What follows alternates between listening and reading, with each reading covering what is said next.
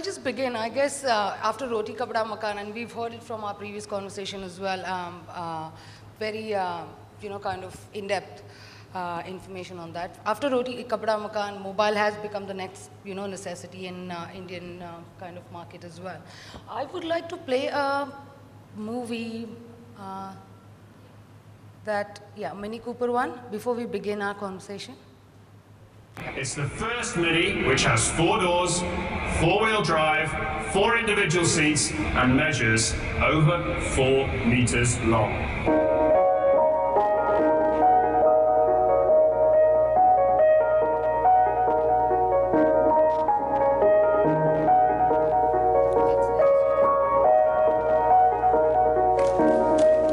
For 7 days, we invited everyone with an iPhone to hunt and catch a virtual Mini in Stockholm City and win a real Mini Countryman.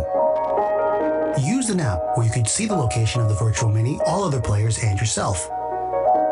All locations were updated in real time so you could follow how everyone moved. If you got closer than 50 meters of the Mini, you could take it with your iPhone. Then you had to get away, because anyone within 50 meters could take the Mini from you. The person with a virtual Mini in their iPhone when the game finished won a real Mini Countryman. On October 31st, we released the virtual Mini in the center of Stockholm, which kicked off an intense 24/7 hunt all over the city in a variety of tactics. Jag springer minst 2 timmar per dag. Jag tog ut simkortet allting och så åkte jag dit, jag såg positionen och så satte jag i allting och så tog jag den. Appen tar ju inte höjdskillnad så att försvann lite den helikoptern. Vi hade den några sekunder inne på kontoret. Då blev det fullt med folk här utanför. During the game week, more than 11,000 people participated. The virtual car was transported almost 1,500 physical kilometers, and the average gaming time was 5 hours and 6 minutes per person. On the final day, parts of Stockholm were totally jammed with players. Det står bilar hela vägen. Gör det? Det var inlines och mopeder. A 22-year-old won the Mini of his dreams. Jag ringer dig sen när jag är klar med allt här, men jag vann bilen. People from everywhere followed the game on our website. The campaign was all over the internet, and hundreds of thousands discussed it in social media. What began as a launch of a new car model ended up starting a movement. Alltså jag tycker att det här är GTA på riktigt liksom. Det här är framtiden. Det kommer inte funka utan det. Stockholm kommer bli en helt ny stad. Vad har vi blivit förenade genom det här spelet? Det är så jävla socialt. Great. So we actually do see very many things happening, in mobile space, in digitally mature markets. So my first question to the panel, and I would start with you, Arnab, because you've shared this example, is what do you think is the major difference between digitally mature markets and their mobile-first approach versus India as a mobile-first nation? I think the primary difference, starts with the fact that we look at everything through a cost lens. I think this is the last panel. I came at the last wee bit of it, and I heard, the discussion about that.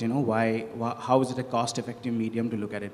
I think primarily the matured markets, the way they are looking at mobile as a medium is they're primarily looking at the power it has, the way it kind of connects with consumers, and the way it actually builds.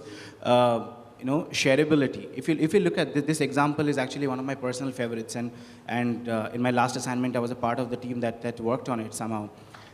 If you look at it, what it did, I mean, you can think of it as a mobile game, you can think of it, as a mobile marketing app, etc. But what it actually converted Stockholm to a gaming zone itself.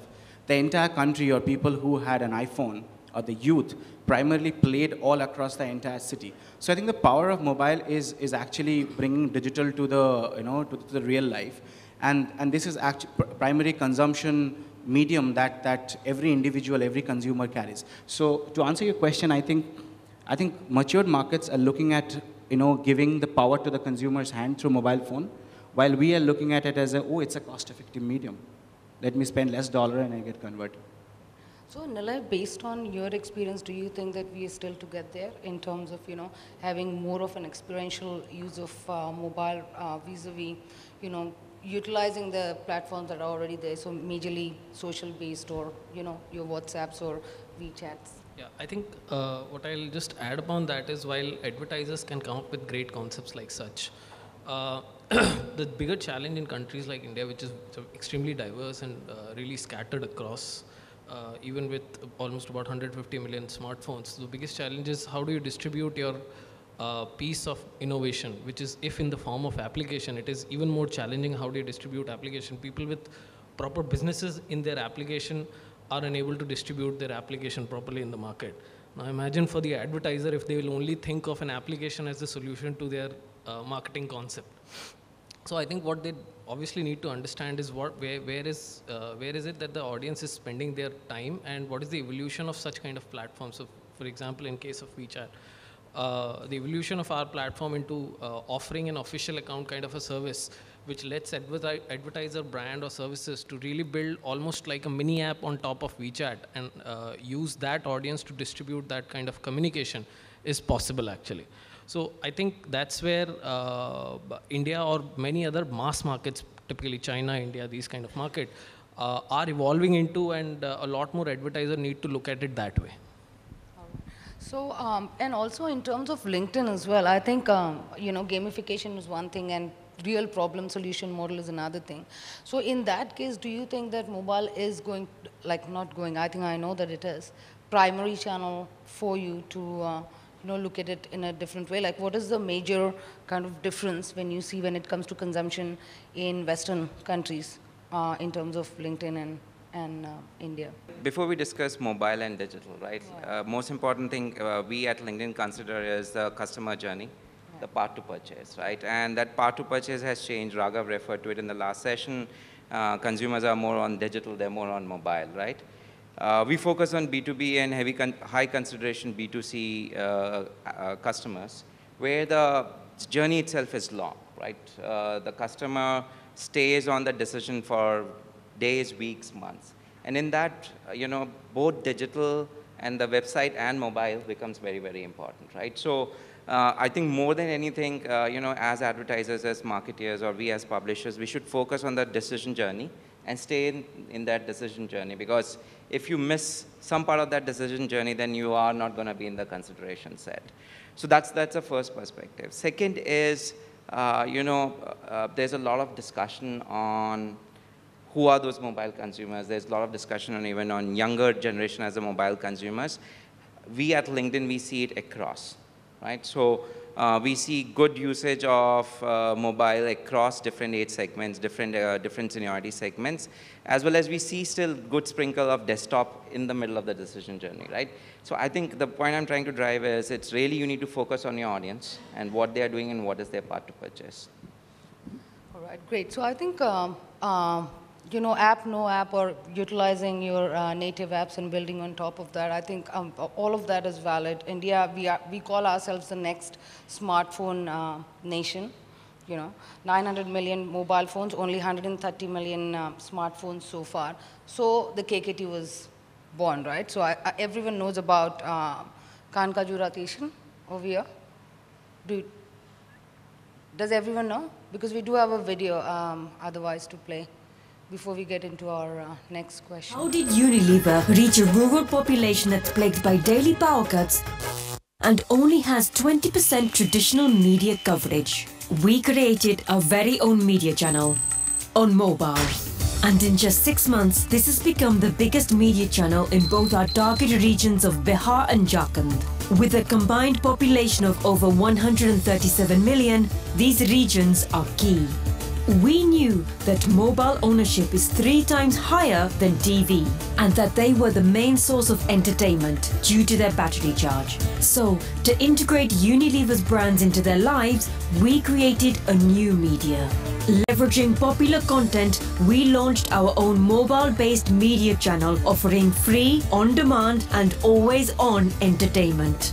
Kaan Ka Jura Station, appropriately translated as the Earworm Channel, offers music, jokes and the latest Bollywood content, all interspersed with radio advertisements for Unilever's mass consumer brands. We brought mobile operators and content providers together to launch this innovative entertainment portal in a media first for India.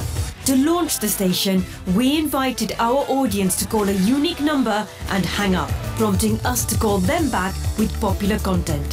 Since launch, we've gained 32 million listeners. Adverts for Unilever brands have been heard more than 325 million times, leading to significant increases in spontaneous awareness. And the success doesn't stop there. The platform now has a built-in intelligence system that uses data dynamically by allowing listeners to tailor their content stream. And profiling questions programmed into the system allow us to deepen understanding of our users.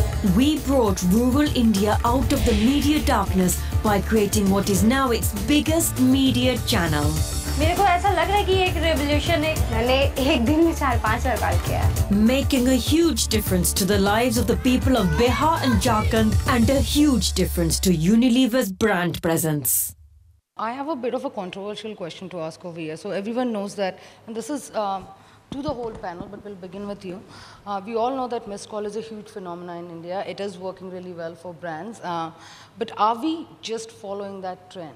Has the missed call phenomena kind of stopped the other things from happening in, mobile space in India in terms of innovation? And because a lot of brands are pumping in a lot of money, towards this missed call phenomena right now.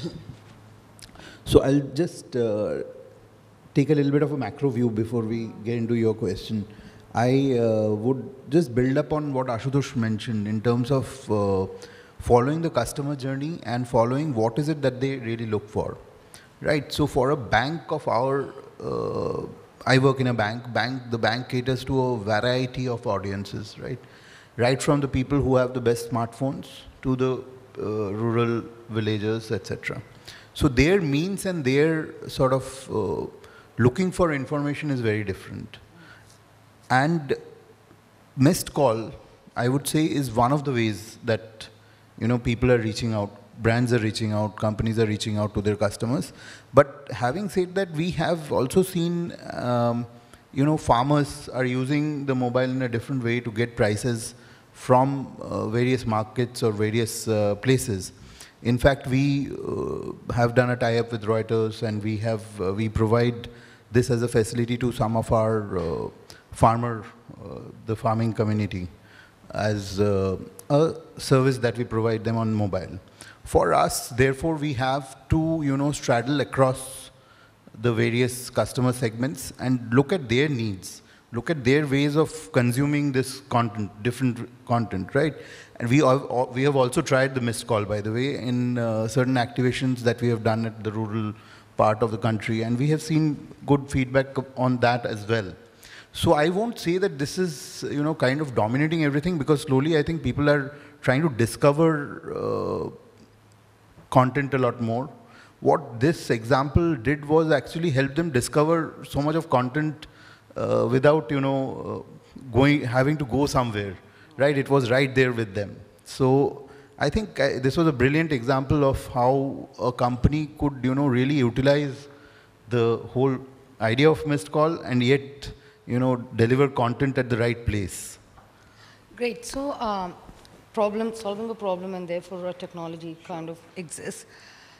And it's done really beautifully in KKT as well. But a lot of brands in urban areas as well, where there is a lot of penetration, where they know that their audience exists, are still doing it. So my question was more broader on, are we just kind of utilizing this particular platform to a level where people will just get bored and probably wouldn't, if there is no real need or there is no real problem to solve in urban areas where the advertisers are my point of view in this is that in urban India, I do not see it happening too much nowadays.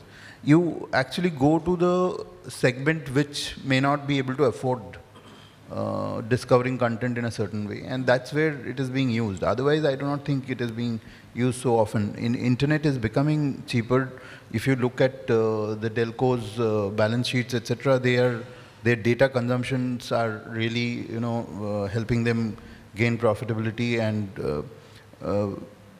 I'm sure others in the house would be able to substantiate that a lot more.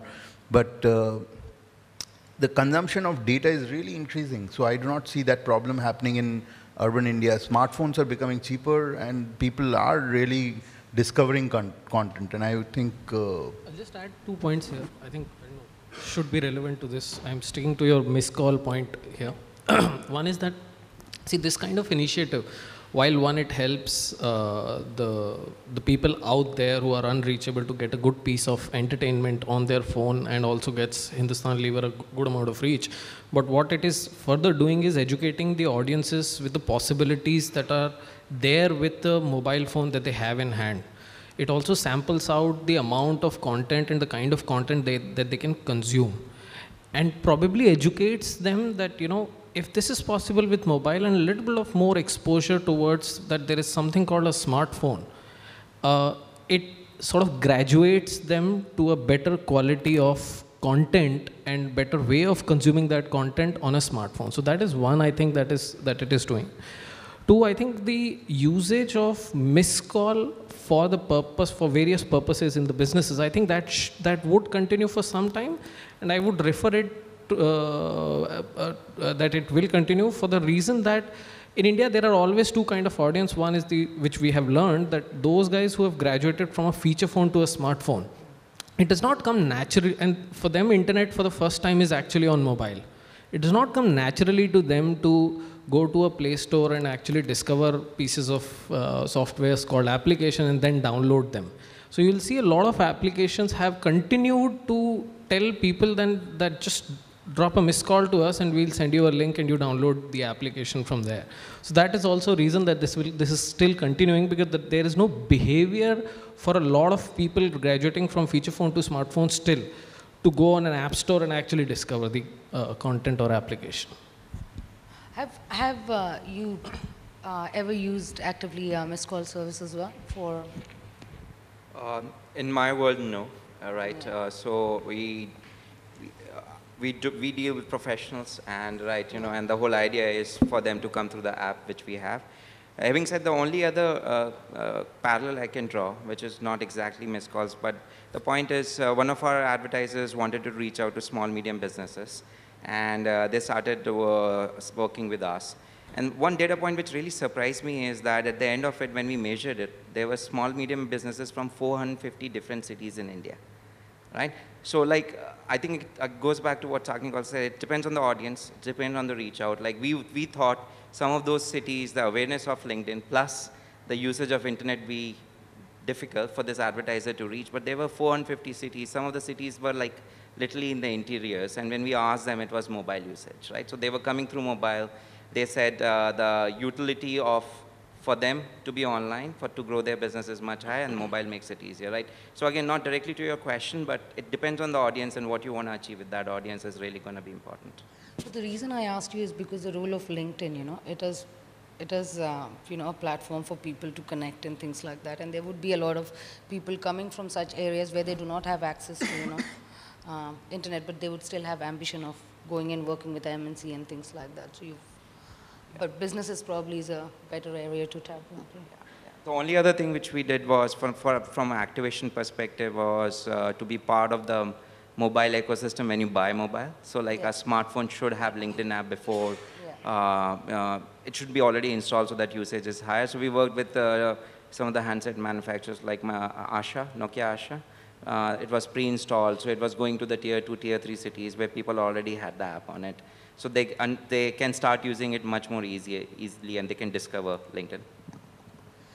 The next question is something that we all wake up to. So that's another trend. So what do we all do? Most of us do when we wake up. First thing that we do. I think another big trend is WhatsApp in India. People can't live without WhatsApp. So I think, WhatsApp, Nilay, this question is to you. So it is a big trend. A lot of businesses are now trying to get into WhatsApp kind of an environment, and I know that you're already in it. So question would be, in in environment like this, which is completely non-intrusive, where I am there to talk to my friends, how do you manage your business and, while still keeping that personal space? So I'd say the first thing that people do in the morning is they check their messaging apps. Not really. Yes. Yeah. Okay. As for I think evolution of messaging, it was bound to happen, and it will probably happen for almost every messaging app out there. On our phone, we consume messaging app day in, day out, probably hours and hours spend our time on messaging apps. They are becoming social platforms. They are the future social platforms on the mobile, while Facebook and Twitter remains as the social media that we otherwise also consume. But messaging is where we spend most of our time. And given so, they need to evolve, and they need to actually provide platform for brand services, new application, new products to expose themselves through messaging as a platform as well. I think the introduction of official account that we have done works well for some of the brands and services who we have worked with.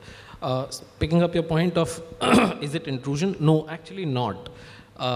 Typically a user on a WeChat platform can follow a particular official account by choice, not per force. Two, can discover mostly through a social sharing amongst the friends rather than actually the platform pushing that go and follow. And three, we sort of ensure that when a brand or a service or a product talks to the user through official account on WeChat, it does not have too much leeway, and there are some guidelines where it restricts every brand to just talk once to the user in a day, and that to those users who are following them and not to those who are not following. So there is no sort of messaging blast, so to say, right? That's one. Two, also on our platform, there's a little bit of difference here that no unknown person can actually write to you unless you consciously go and add a person. And in a similar manner, no unknown brand or unknown service can actually write to you unless you consciously go and follow that service. And unfollowing is as simple as any other social media platform. So I think that way the platform has those guidelines built in, and I'm sure going ahead more and more messaging apps would follow the same. Where they would build the platform for many services to have their presence, for example, for Axis Bank or probably other brands as well. And it works pretty well with the audience. And that can go for a lot of organizations as mobile first approach also. So I'll give a quick example out here. For example, Cadbury 5-star has opened an official account with us. What they're doing is they've created a nice little concept, which is a on-the-fly meme designing concept, right? So there's a picture of their advertisement snapshot, and you actually create a meme. Now, typically, if they were to do the same on an application, then the biggest challenge would have been how do you distribute that application first, and then get people to use it. What they've done is they've created that official account, and that official account has those HTML5 pages where people can actually create those memes and share with their friends on WeChat immediately. Another example where Stay Free has created an official account on WeChat where women can actually follow that official account, and it can help remind them of their typical monthly time. So all those things are really contributing significantly because messaging has become the next runtime of the technology ecosystem, if you would understand that. So my question as marketers to Sank, you and Ashutosh, you is, if you were to create an app ecosystem, I know you already have, but if you were to create an app ecosystem versus work with the app that is already available and already famous, based on your own goals and consumer insights, what would you, in terms of ROI, what would you suggest people should be doing? So there are two challenges, right? For a bank, again, I'll say that there is a money transfer that needs to happen. You need to pay people, you need to do something. So in that, actually, you would like that whole thing to happen with you. We have mobile apps which facilitate access. Mobile is one of it. But to engage people and to probably you increase the base, you will need to work with where people are, right? Where consumers are. So if, for example, Facebook is opening its messenger up to send money, right? And which is a real-time threat to banks. So how can you really partner with various sort of service providers and partners who can add value to this? Because people anyway go, for example, to a LinkedIn or to a Twitter or to a WeChat. So how can you really enable people to do the transfer? That's one side of it, right? That's the transaction side. The other side is engagement. What Nilay gave the example for 5-star was really building engagement. To build engagement, definitely we need to be in places where our customers are, consumers are, and where our future consumers are. So especially with respect to future consumers, I think they are all, as Raghav was also mentioning in his keynote address, they're all on mobile and they're all on social. So you need to be present. So in terms of banking, it's already happening, right? Tapping into existing ecosystem like hashtag banking or money transfer through Facebook. Banks are partnering with these kind of things. So there would never be a stage where you wouldn't need your own app and people would be doing their thing through social, apart from managing their own bank account, which is a very personal thing. So I'm just talking about your... Yes, absolutely. Yeah. Absolutely. I'll give you our philosophy and strategy on mobile and apps, and that will help you understand, one way to look at mobile, right? So LinkedIn, we have one, what we call as the core app or the mother app, where you can pretty much do all the core transactions which happen on LinkedIn, right? You can connect to people, you can read content, you can write to people. Having said that, one thing which we notice is when you have so many different value propositions on the mobile app, there are certain value propositions which people use heavily, right? And that's where our strategy is different. We take those value propositions out of the core app and create another app. So example, one of the core things which people do on LinkedIn is contact management. I need to stay connected with Sagnik. I need to know what is he doing, what's happening in his world, so that at right point in times we can message each other and communicate. So we took out this value proposition out into another app called Connected. Now it's a very simple app. All it does is tells you what your connections are doing right now, what's happening with them. Have they changed job? Is it their work anniversary, right? Have they posted anything on LinkedIn which is worthwhile, right? So another core value proposition at LinkedIn is job search, right? We see members doing a lot more job searches on mobile. And then when you go into the core app, probably it takes you 3-4 steps before you can search a job. We took that value proposition out and created another app called job search. Now the question people can ask is how many apps am I going to use? It totally depends on you. What is it that you're looking for from LinkedIn and what is that core value proposition? And you're going to use more of that. So I use more of Connected rather than job search. So that's our philosophy, saying one value proposition which is very, very core to your consumers, take it out of your core app because it gets too much for the consumer to deal with it, and create a separate app. So if it's like parallel in banking is if it's just transaction, like get that transaction out from all the other things on the app and just make a separate app for it. Sure. I will also take a link from Ashu and just mention something. I think apps and missed calls, etc., they actually honestly consist about 26% of our marketing. In terms of mobile first, there is another 74% which we need to be really, really appreciative about. The fact that people, when they're looking for you, they're actually going to a Google and they're looking for you. And that's 74% of the time. So I think the biggest challenge of mobile first is going to be mobile designs.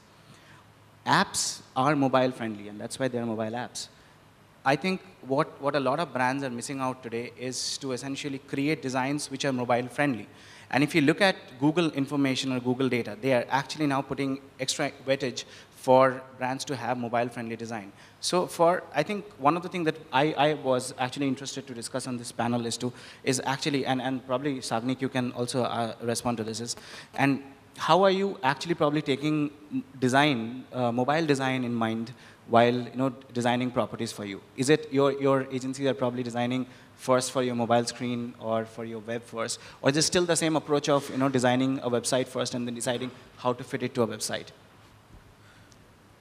We approached it in a different way. So our website on desktop is different from our website. So what we understood is that the usage is very different when you also search for the brand on a website or a mobile enabled site, right? So your usage, say for example, if you are looking for Axis Bank, you are not on a mobile, you are probably trying to locate a ATM or trying to locate a branch rather than trying to understand what this product is giving me, right? You may want to do that on a desktop. So the mobile site actually is something which is far more feature oriented. So quick discovery, quick sort of finding nearby things, nearby offers, those kind of things. And that's how we sort of approach it.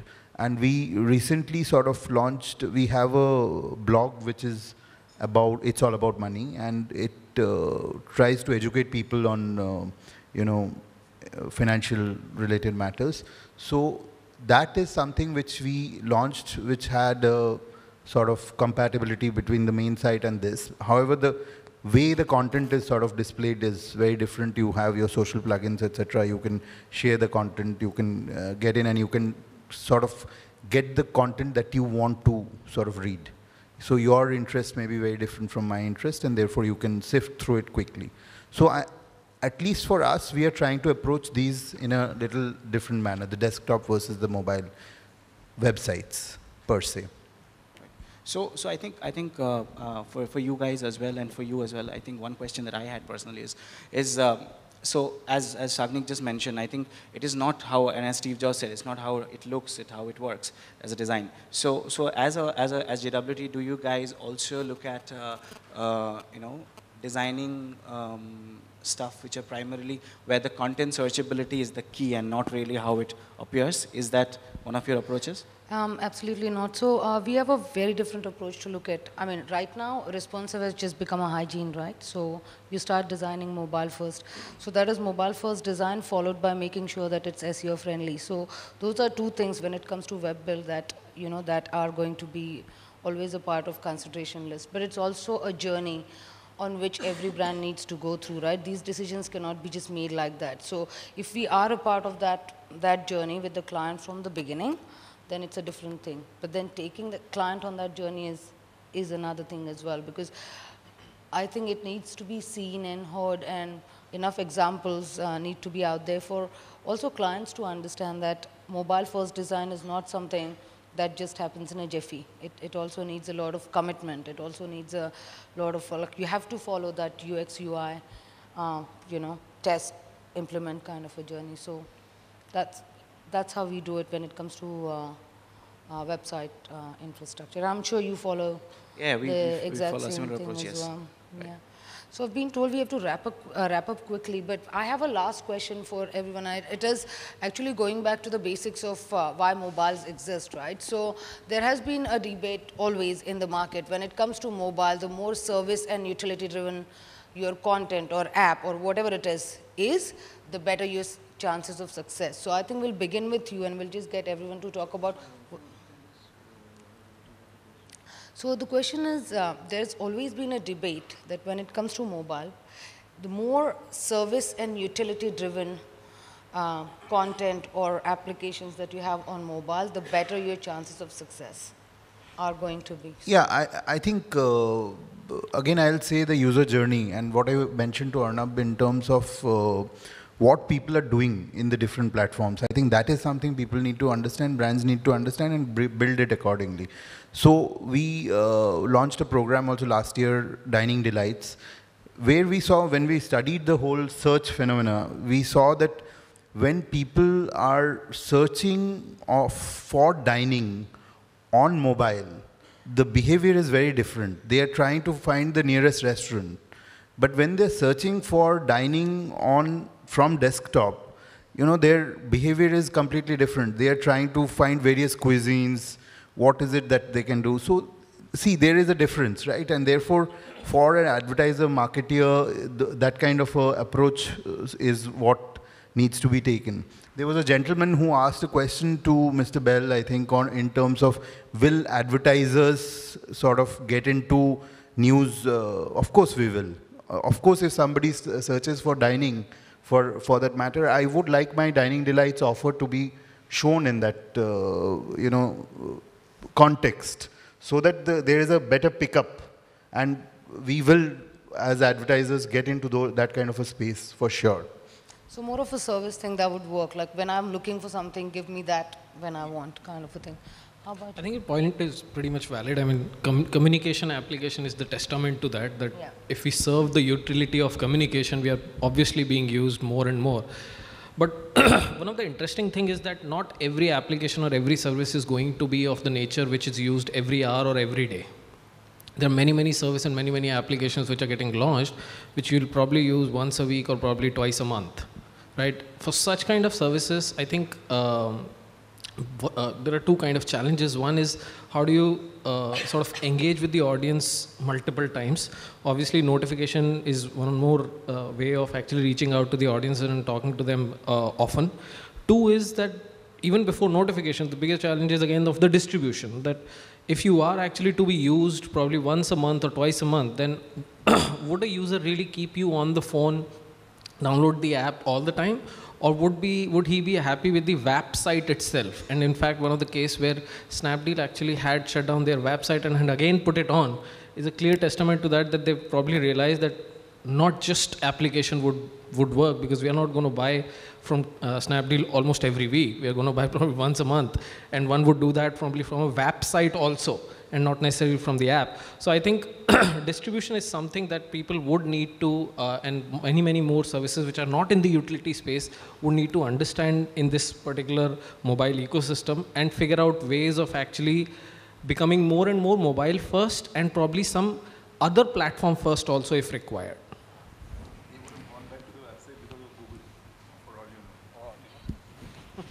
So again, a couple of perspectives. People are thinking a lot more about content and how they need to design that content for mobile. So we have this word snackable, right? Everything on mobile, it was discussed in the earlier panel as well, that it has to be short, it has to be quick. And so most of our recommendations on content for our advertisers on mobile is snackable. But having said that, I want to go back to what Arnab said. Like, you have to think through the whole mobile experience. People focus on content, but as soon as you click on the content, the experience on your mobile site is very, very different, right? You have to design that experience as well. Otherwise, the user journey will break. So I'll give you an example.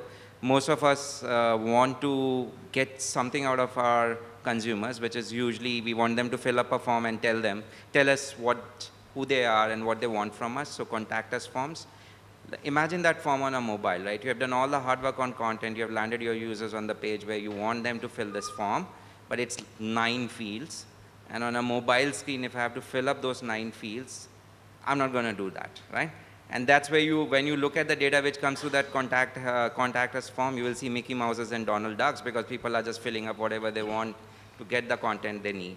So that's where we need to think about the user experience differently. We need to ensure that, we are thinking through each of those steps. So for one example, how we are helping our advertisers is LinkedIn has a button called autofill with LinkedIn. So you press the button, boom, all your data is filled in your contact form, which is what you named, first name, last name, couple of other fields, right? So all the user has to do is press 2 buttons and the data is sent to the contactor. So idea is you have to stay in the journey, think through each of those mobile experiences. Just solving for one is not going to help you achieve the goals you want to.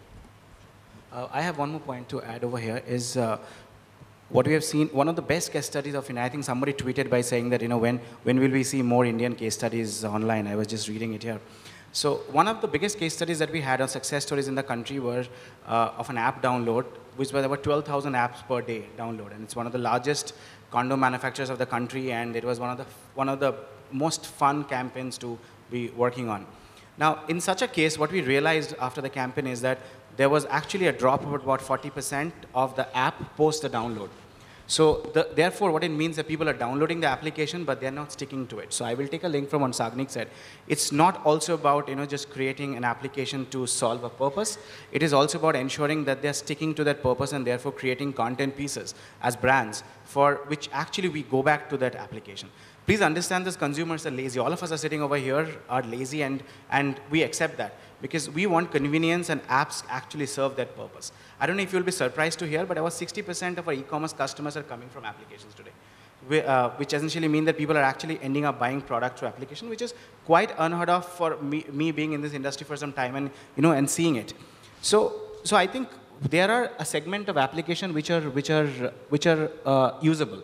like a LinkedIn or a bank application or an e-commerce site, where the purpose is to solve a need that I have in my life, and an app will successfully deliver that, and I will stick to that app because that's the easiest way I have. But I think there is a bigger concern for brands who are trying to create applications for communicating, not really a specific service, but also about a message, and therefore creating an engagement. I think for me, mobile first goes there because that's a bigger challenge, because that's where a consumer does not really have a need of it. And a success of a brand and a marketer comes when I am actually having an above average engagement in that. And that's where content will play a very, very strong role in that situation.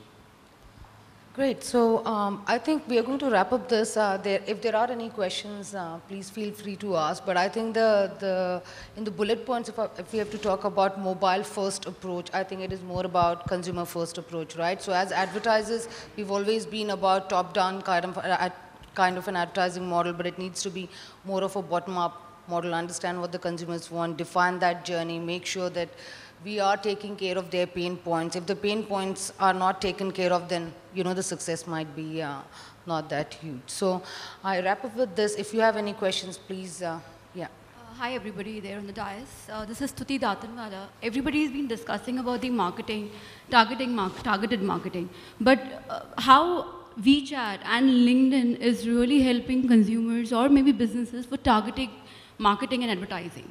Because that is very important. Like Axis Bank just said that if somebody is searching for dining, I will show them dining delights from Axis Bank. That's kind of targeting marketing only for the Axis Bank consumers. What about other consumers? They may be, for example, they can be a person who is fitness enthusiast. How a Nike or a Reebok or Skechers can really help or rather can push their content to such kind of consumers for the targeted advertising is how WeChat, because I'm sure WeChat and LinkedIn are the two social medias or messaging services who can help us. How can they help us? I didn't get the question properly, but just correct me if I'm wrong, I'm answering that. So obviously, a platform like WeChat is a platform, an app like WeChat is a platform agnostic app, right? So we are on various platforms, irrespective of the kind of audience, whether it belongs to a particular operator, mobile operator, or it belongs to a certain kind of a banking customer or whosoever, right? So I think as a platform, it does allow the advertiser or any service provider to push a communication based on how they build their community onto the platform and reach out to them. So, I mean, that's pretty much possible with a product like WeChat. Just another question to add here. Since you said that the advertiser will build the community. Now, this is about the advertising. An app builder, a person like me who's building an app maybe for consumers, and it's not an e-commerce app, but it's an app which is showing some kind of benefit to the consumers. And it's a targeted consumers. It's not maybe a whole of India, billion population. How do I go about targeting those consumers using WeChat or maybe LinkedIn? So great. I think the platform allows you to currently build, so there are 2-3 ways of discovering onto the platform the kind of service that you would build on top of WeChat. One is there is a discovery through a section called Discover services. So that is one way of discovering. Once you'll have a product at hand, you can figure out. There is a section called Official Account. You go there and there are some featured services or official account which one can go and follow. The second one is very clearly the social sharing. The initial community that you build of about even 20, 30, 40 people which are there on WeChat, typically if the service or official account is interesting, say for example, I follow Hungama Music official account on WeChat where I can listen to music on WeChat itself through Hungama official account, then I can probably tell my friend, why don't you also follow that official account? That particular social sharing also triggers a lot of adoption of that official account and the adoption of the service that you would actually put onto the WeChat as a platform. Third is obviously, you can therefore talk to the outside media or wheresoever in your communication that you don't need to download our app. You just need to discover us on WeChat if you already have it. So that is the third way that you can actually tell the audience that, you know, we are on WeChat, follow us there and discover us. That's it. Just give me a minute. The same question, Ashutosh from LinkedIn. You just mentioned about 450 small business enterprises in your discussion you had come up with. How LinkedIn is helping those enterprises to, like, I will be categorized in the small enterprises, businesses, maybe as a consumer app. How LinkedIn is helping those enterprises in reaching to their targeted customers? Because LinkedIn is a big community. I mean, it's businesses, it's consumers, it's business to customers. How is LinkedIn helping that? Sure. So I think your question revolved around targeting, and first I'm going to answer that, and then I can tell you how you can leverage that. So one thing at LinkedIn is because when you open a profile, you tell us all about yourself, which helps us do the first-party data targeting. So primarily LinkedIn targeting is driven by first-party data. It's not inferred targeting, right? So I am working X company, I'm at X position, which helps me give you all that data to you, and you can target your target customer, right? Coming back to your second part of question, what we are doing to help companies like yourself, you can use this targeting, right, and reach out to your exact customers. Like in last panel, we talked about zero spillage, right? This is exactly what we are helping all size of advertisers to reach out to their target customers without spillage, just because of the first party targeting. So if you want to reach out to a certain segment of, certain size of companies, certain segment of audience, we can help you reach exactly that. So we've run out of time, so I have to say thank you, Sagnik, Nilay, Ashutosh, and Arnab to participate. So do we have 5 more minutes? 2 minutes? Just one more question. Okay. Yeah, hi. Girish Malia here. I'm a magazine publisher and editor. This question was primarily as a content provider like you guys or platforms. The biggest bottleneck is, I think, agencies, just like what we heard some time back, they're looking for success stories, share the success stories, and then I don't think agencies are doing their job at all. Second is they don't have really the native guys on sitting on boards or decision-making powers. It's still the same old, print media background people who are at positions, and all of them talk nice things on platforms like these, but when they deliver, when they're talking to their client, it's a different story. And instead of engagement, and like what we saw with the Mini Cooper thing, other things, nobody's looking at taking bigger risks, either not really pushing it with the brand.